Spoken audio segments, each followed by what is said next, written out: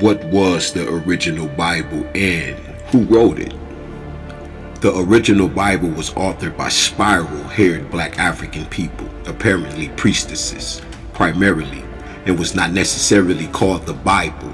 In fact, there probably was no such book per se. What is called the Bible is a collection of books, regarded holy. Bible and bibliography are from the same roots. The word Bible is from biblos, which is further derived from papyrus. The same word giving us paper, since B/P are essentially the same, and Egyptian L/R are one. The holy city of Byblos was the city of the Great Mother, and the oldest continuously occupied temple in the world. She was called Ost, Astarte, Ishtar, Asherah, Isis, Hathor, Tanit, Anub, and Neith. She patronized learning. Her priestesses collected a considerable library of papyrus and scrolls for which Byblos was famous. Yet one would be hard-pressed to find any mention of Byblos in Bible dictionaries, because for them to do so would mean to expose what they are trying desperately to hide. That the Bible, its origin, and the word itself is from feminine African roots. You never suspect this, given how patriarchal and chauvinist is the counterfeit Christian Bible, all 100 plus versions of it. Now what happened to the original Bible, to its knowledge? During the first 300 years of the Christian era, all that has been above was understood by the real Christians. And about the end of that time, the persecution of these Essenes by the priesthood became so marked that they met in secret and always made the sign of the fish.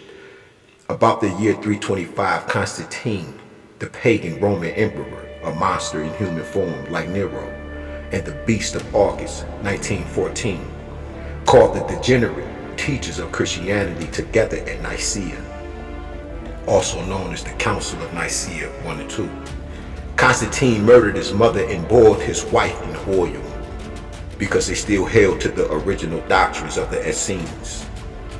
Constantine was told by the priest of his time that there was no forgiveness for crimes such as his except through a long series of incarnations, but the Antichrist sought to concoct a plan by which he hoped to cheat the cosmic law. And so it came to pass, after months of wrangling and fighting over the writings of the primitive Christians who clothe the wonders of the human body in oriental imagery, that the council, sometimes by a bare majority vote, decided which of the manuscripts were the word of God and which were not.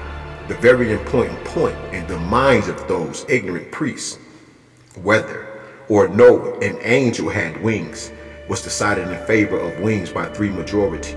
The minority contended that, as Jacob let down a ladder for angels to descend and ascend upon it, was prima facie evidence that angels do not have wings. Just think for a moment upon the colossal ignorance of these priests who did not know that Jacob in Hebrew means heel catcher or circle, and that the ladder referred to the influence of the signs of the zodiac upon the earth, and as one sign rising every 2 hours forms a circle every 24 hours, the 4 and 20 elders of Revelation, the outer stars of the rising suns, catching on to the last sons of the sign ascending.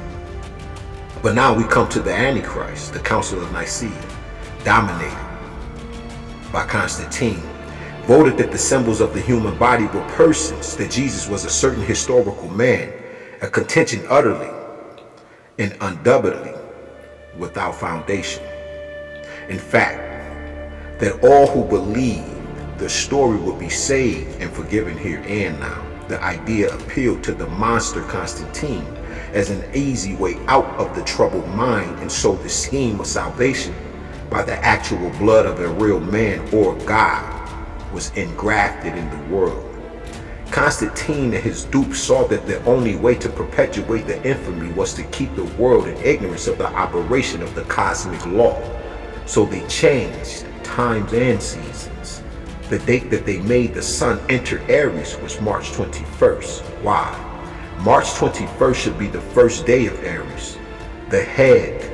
April 19th should be the first day of Taurus, the neck, and so on through the 12 signs. But these designing schemers knew that by thus suppressing the truth, the people might come to realize what was meant by the heavens declare the glory of God again.